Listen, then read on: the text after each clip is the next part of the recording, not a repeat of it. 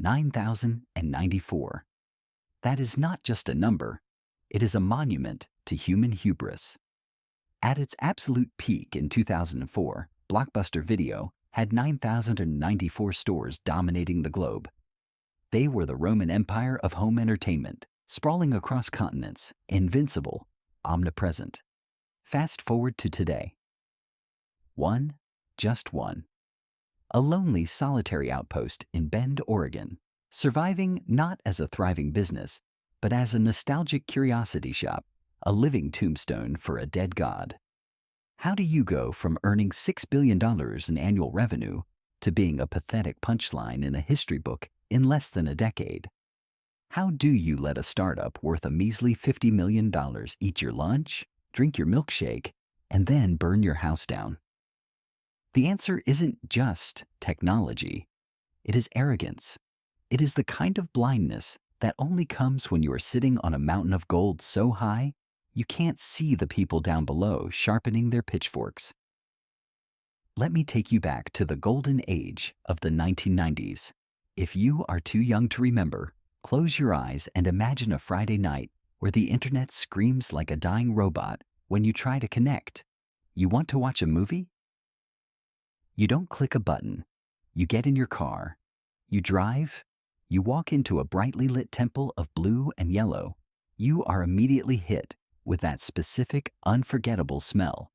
A mix of stale popcorn, industrial carpet cleaner, and the silent desperation of a father trying to find a copy of Titanic that isn't already rented out. This was the Blockbuster ritual. It was the town square. It was the cultural heartbeat of the weekend. And make no mistake, Blockbuster knew they owned you. They didn't just rent you video cassettes. They rented you a slice of happiness for 3 nights. And if you dared to keep it for a 4th, God help you. But here is the dirty little secret, the rot at the core of the apple that nobody talks about with enough venom. Blockbuster wasn't really in the movie rental business. That is what they put on the sign, sure. But financially, they were in the banking business. They were loan sharks in blue polo shirts. Their entire empire was built on a foundation so cynical, it is almost brilliant. They made their real money when you messed up. They were banking on your forgetfulness, your laziness, your busy life. Late fees. Those 2 words were the golden goose. At one point, late fees accounted for $800 million of their annual revenue. 16% of their profit came purely from punishing their own customers. Think about that absurdity for a second. Their best customer wasn't the guy who returned everything on time. It was the poor soul who left Jerry Maguire under the car seat for 2 weeks. They didn't want to innovate. They wanted you to fail. They were fat, happy, and drunk on the easy money of a monopoly, sitting on a throne made of plastic VHS cases, completely unaware that a quiet, nerdy storm was gathering on the horizon, fueled by the very rage they were igniting in their customers.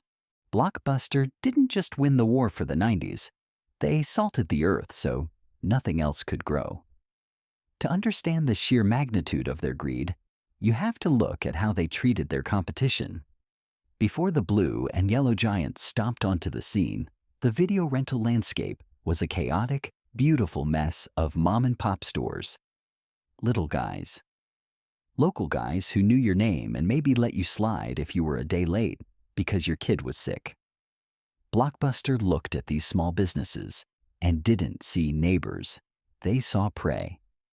They utilized a weapon of mass destruction called revenue sharing.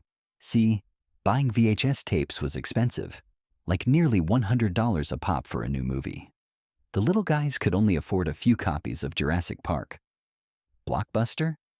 They cut deals with Hollywood studios to get stacks of tapes for pennies on the dollar in exchange for a cut of the rental fee. They flooded their shelves with hundreds of copies of the latest hits. The local store had 1 copy and a waiting list. Blockbuster had a wall of them. It was a massacre. The little guys died not with a bang, but with a "For Rent" sign in the window.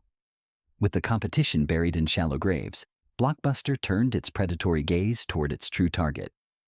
You. They became the only game in town, a feudal lord demanding tithes from the peasants. They knew they had you. Where else were you going to go? The library, please?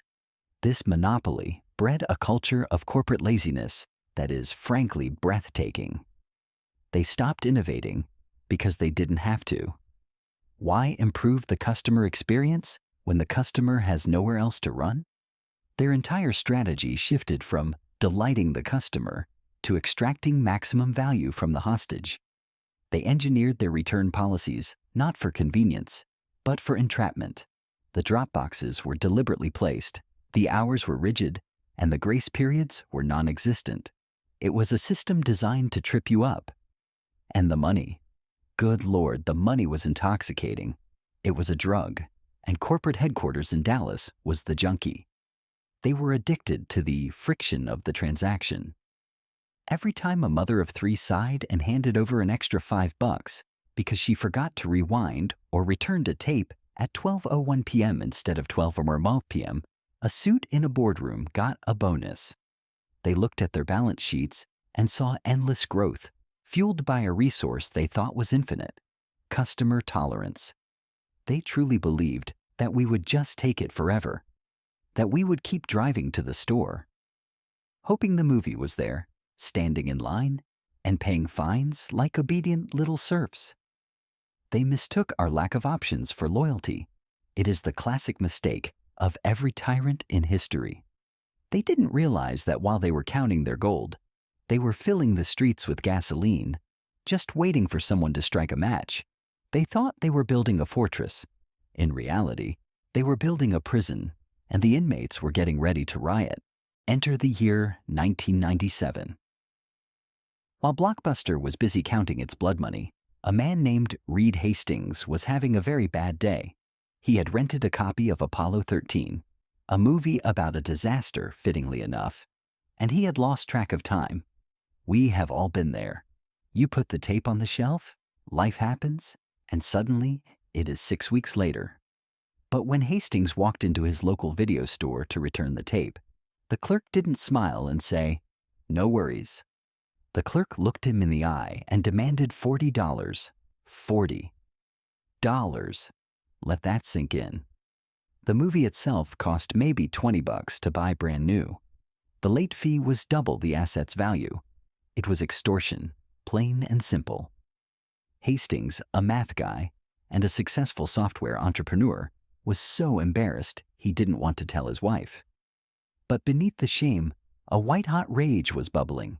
That $40 penalty was the single most expensive mistake Blockbuster ever made. They thought they were collecting a debt. What they were actually doing was funding the research and development of their own executioner. Hastings teamed up with Mark Randolph, a marketing wizard who could sell ice to a polar bear, and they started brainstorming. They were looking for the anti-Blockbuster. Hastings had an epiphany at the gym. He realized he paid a flat monthly fee to work out, whether he went once or every single day. The gym didn't fine him for not showing up. Why couldn't movie rentals work like that? A subscription, no due dates, no late fees, just pure unadulterated freedom. But there was a physical problem. VHS tapes. They were bricks. Heavy, clunky bricks that cost a fortune to mail. The postage alone would bankrupt them. The idea was dead in the water. But then, as if the universe itself was conspiring against Blockbuster, a new technology arrived in the mail. Quite literally, the DVD. It was a shiny, lightweight disc, thin enough to slip into a standard envelope. Hastings and Randolph ran a test. They mailed a CD to themselves just to see if it would survive the brutal machinery of the U.S. Postal Service. It arrived intact. That was the eureka moment. They realized they didn't need expensive retail stores with overheads, grumpy teenagers behind the counter, or carpets that smelled like sadness. They could turn every single mailbox in America into a Blockbuster branch. They launched Netflix not as a streaming giant, the internet was still running on hamster wheels back then, but as a DVD by mail service. And the industry laughed. Oh, how they laughed. People want instant gratification, the experts screamed. Nobody is going to wait 3 days for a movie. Blockbuster looked at this tiny startup sending red envelopes through the mail and saw nothing but a mosquito buzzing around an elephant. They didn't understand that Netflix wasn't selling movies. Netflix was selling dignity. They were selling a world where you didn't have to apologize to a clerk for being busy. The red envelope wasn't just packaging. It was a flag of revolution. And while Blockbuster continued to whip its customers with fees, Netflix began to quietly, slowly, seduce them with convenience. The mosquito had landed, and it was about to transmit a deadly virus. The year is 2000, horrors. The dot-com bubble is bursting, sending tech stocks plummeting toward the earth like meteors made of garbage. Netflix is hemorrhaging money. They are desperate. Reed Hastings and Mark Randolph aren't looking to conquer the world anymore. They are looking for a lifeboat, so they book a flight to Dallas, Texas, to kiss the ring of the king.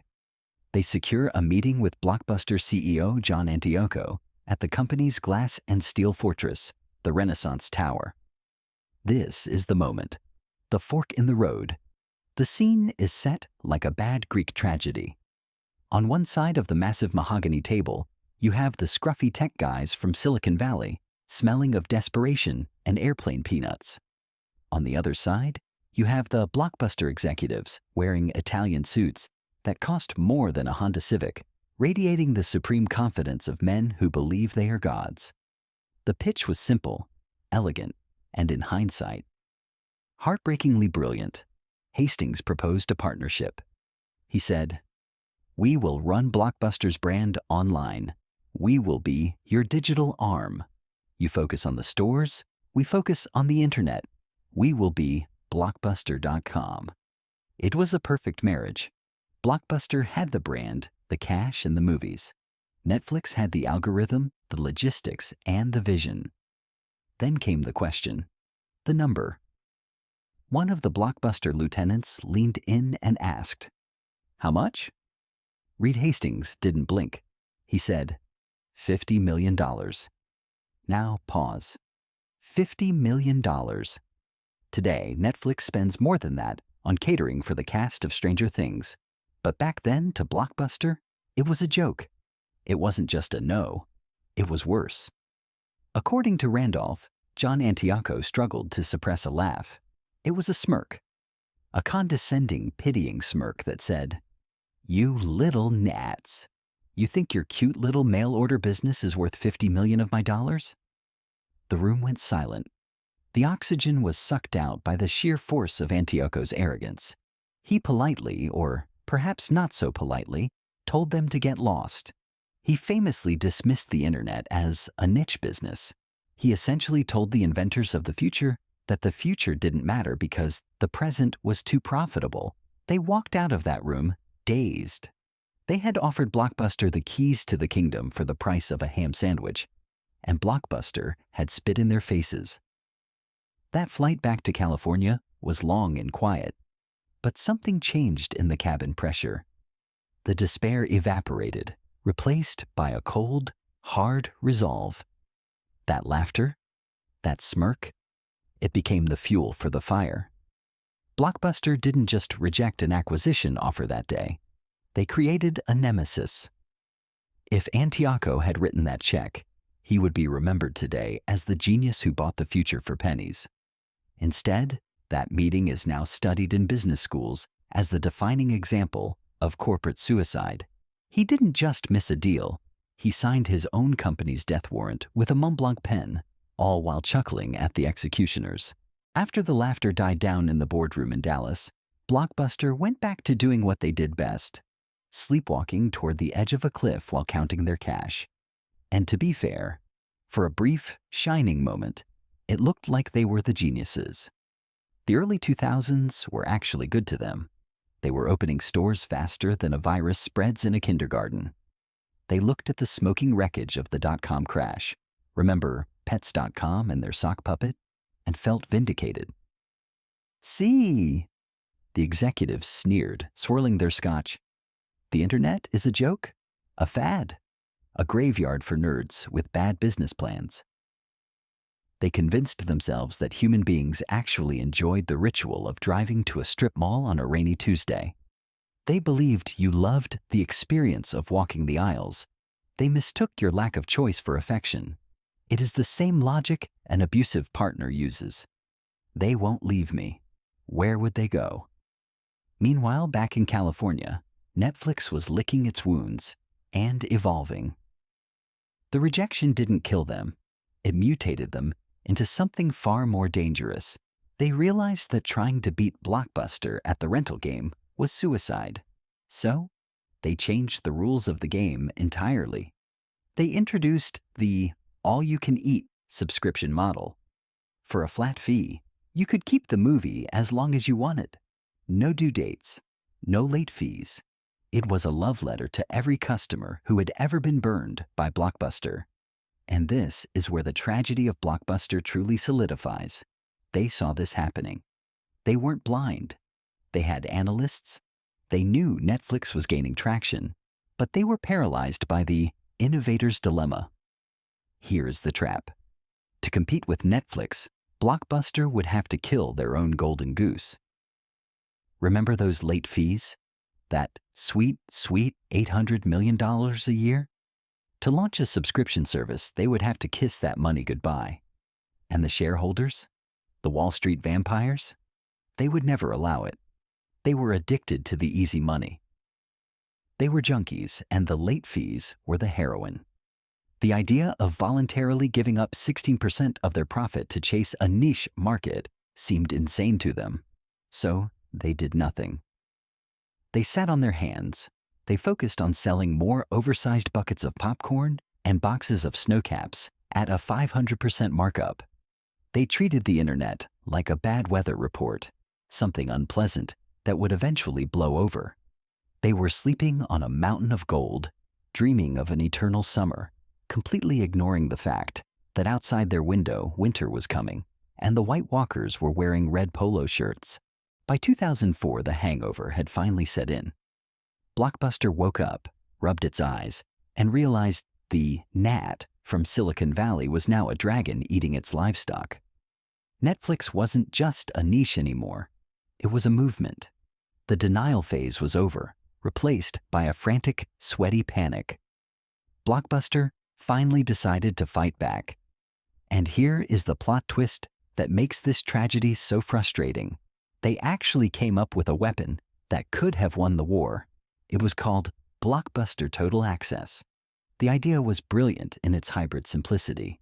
You rent a DVD online, it arrives in the mail, you watch it, and then, here's the kicker, you can return it to a physical store and swap it for a free movie right there on the spot. It combined the ease of the internet with the instant gratification of the store. It was the best of both worlds. And it worked. Oh, it worked beautifully. Subscribers flooded in. Netflix was actually terrified. Reed Hastings later admitted that this was the one time he thought Netflix might actually lose. Blockbuster was finally leveraging its massive physical footprint to not as a liability, but as an asset. They were bleeding Netflix dry. But there was a problem. A big, ugly financial problem. Total Access was expensive. To make it work, Blockbuster had to eat the costs. They were losing money on every transaction to gain market share. They were burning the furniture to keep the house warm. Enter the villain of the piece, or perhaps just the executioner, Carl Icahn. If you don't know the name, imagine a shark in a suit that complains about the temperature of the water. Icahn was a legendary activist investor, which is a polite term for a corporate raider who buys a chunk of a company and then screams until the stock price goes up. He looked at Blockbuster's strategy, killing late fees and spending millions on this online war, and he was furious. He didn't care about the year 2010. He cared about the Q3 dividend. He saw Total Access not as a bridge to the future, but as a bonfire of his money. He waged a brutal war against CEO John Antioco. He told shareholders, "This management is crazy. They are throwing away our profits on this internet fantasy. We need to get back to basics." And the shareholders, the owners, They listened. In a moment of supreme idiocy, they sided with the shark. They ousted Antioco, the one man who was actually trying to turn the Titanic away from the iceberg. In 2007, Antioco was pushed out. And who did they bring in to replace him? James Keyes, a man whose previous claim to fame was running 7-Eleven. Yes, the convenience store. He was a brick-and-mortar guy to his bones. He looked at the online streaming future and shrugged. He famously said, "I've been confused by this fascination with Netflix." His strategy? Cancel the total access marketing. Pull back on the internet. Focus on the stores. Sell more snacks. Maybe add some pizza. He literally tried to fight the digital revolution with pepperoni. It was like swapping a general for a grocery store manager in the middle of D-Day. They unplugged the life support system just as the patient was starting to breathe on his own. They retreated to the comfort of the past, right as the future was coming to crush them. The year 2008 arrived like a sledgehammer to the knees of the global economy. The Great Recession didn't just tighten belts. It strangled companies that were living on borrowed time. And nobody was living on more borrowed time than Blockbuster. While the housing market was collapsing and bankers were jumping out of windows, Blockbuster was sitting on over $1 billion of debt. $1 billion. That is a lot of late fees. This debt was an anchor around their neck, dragging them down to the bottom of the ocean, just as they needed to swim the hardest. They couldn't borrow money to innovate because the banks were broken, and they couldn't generate cash because their customers were broke. It was the perfect storm. And in the middle of this hurricane, while Blockbuster was trying to bail water with a teaspoon, Netflix decided to build a speedboat. This is the moment the knife really went in. Netflix looked at the internet speeds, which were finally getting faster than a snail on tranquilizers, and realized the future wasn't in the mail, it was in the cloud.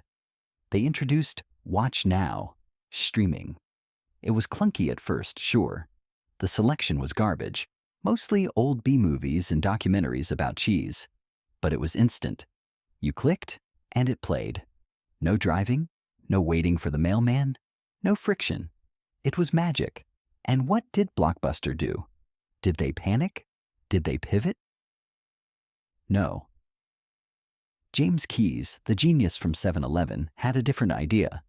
He thought, you know what we need? Electronics. He actually considered buying Circuit City, another dinosaur that was weeks away from extinction. It was like watching two drowning men trying to save each other by holding hands and sinking faster. He wanted to turn Blockbuster into a Radio Shack with popcorn. It was a level of strategic blindness that borders on performance art. By 2009, the writing wasn't just on the wall. It was spray-painted in neon letters across the sky. Netflix was exploding. They became a cultural phenomenon. They entered the lexicon. We started saying Netflix and chill, not Blockbuster and drive for 20 minutes to find out the movie is out of stock. The brand equity flipped overnight. Netflix meant cool, modern, smart. Blockbuster meant old, dusty, frustrating. The stores began to feel like haunted houses. The blue carpets were stained, the shelves were empty, and the employees had the 1,000-yard stare of soldiers who know the war is already lost. The lease payments on thousands of stores were bleeding them dry. The physical empire that once terrified competitors had become a massive liability. They were paying rent on their own mausoleums. Then came the date that should be etched on the tombstone of corporate America, September 23, 2010. Blockbuster filed for Chapter 11 bankruptcy. The giant fell. It didn't go out with a roar. It went out with a lawyer's whimper. A company that was once worth $5 billion was delisted from the New York Stock Exchange because its stock was trading for pennies. Literally pennies.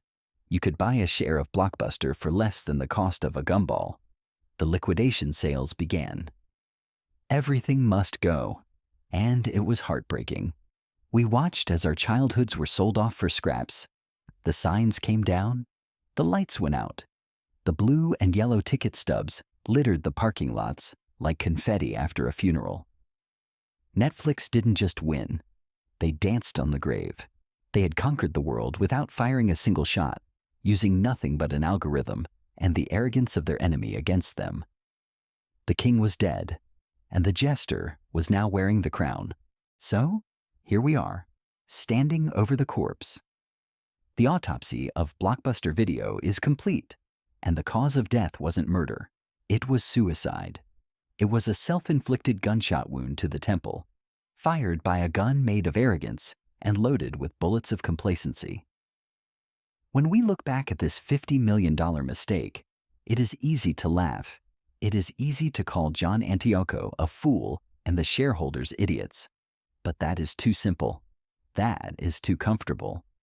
The terrifying truth is that Blockbuster did exactly what every successful company is taught to do. They maximized their profits, they listened to their shareholders, and they protected their core business. And that is exactly what killed them. They were so busy being good at the old game that they didn't notice the rules had been rewritten in a garage in Silicon Valley. There is a concept in biology called evolutionary dead end. It is when a creature becomes so perfectly adapted to its specific environment that when the environment changes, even slightly, it cannot survive. Blockbuster was the Tyrannosaurus Rex of the 1990s, big, scary, and apex. But when the climate cooled and the mammals started scurrying around, the T-Rex couldn't knit a sweater. Blockbuster couldn't let go of the physical store because the store was their identity. They couldn't let go of the late fees because the fees were their drug. They fell in love with their solution instead of falling in love with the customer's problem. Netflix didn't care about DVDs. They cared about entertainment. Blockbuster cared about the plastic cassette. One was a mission. The other was a mechanic. And what remains? Go to Bend, Oregon. There, on a dusty corner, sits the very last Blockbuster on planet Earth. It is not a business anymore. It is a tomb. It is a tourist attraction where hipsters go to take ironic selfies and buy t-shirts that say, "I survived the rewind fee." It is a living museum of a civilization that collapsed overnight. You can actually rent the store out on Airbnb for a sleepover. Think about the dark humor of that. You can pay to sleep inside the ribcage of the beast that used to eat your allowance.